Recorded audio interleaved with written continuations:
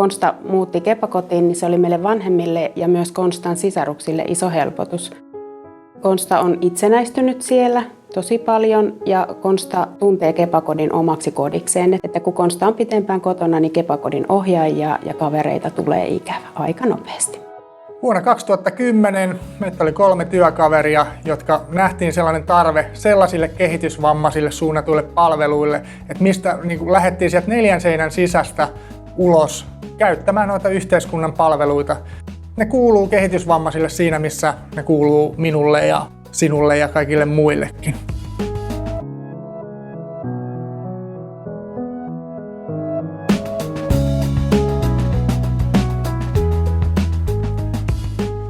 Kepakodissa parasta on työntekijät.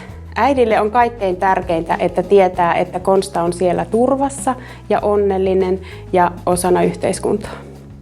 Täällä on rauhallista, erilaisia aktiviteetteja. Tehdään esimerkiksi itse ruuat täällä, ettei tuoda mistään niitä. Ja ryhmäkoot on pienet ja jokaisella on ihan sopivan kokoiset asunnot. Saa sitten mennä omaan rauhaan, jos haluaa.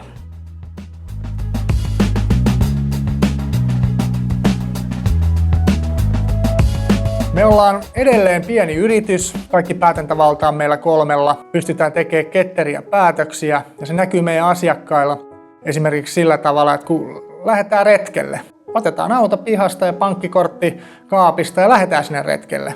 Ei tarvi sen kummempia anoa ja laskea retken budjetteja ja tehdä sitä monimutkaisesti, vaan sitten lähdetään, kun siltä tuntuu. Täällä Kepakodilla se työn suola on ihmiset, jotka on töissä täällä, sekä myös asukkaat, jotka täällä asuu. Ja se kaikki yhdessä tekeminen sekä yhteinen huumori, millä täällä mennään ja tehdään asioita.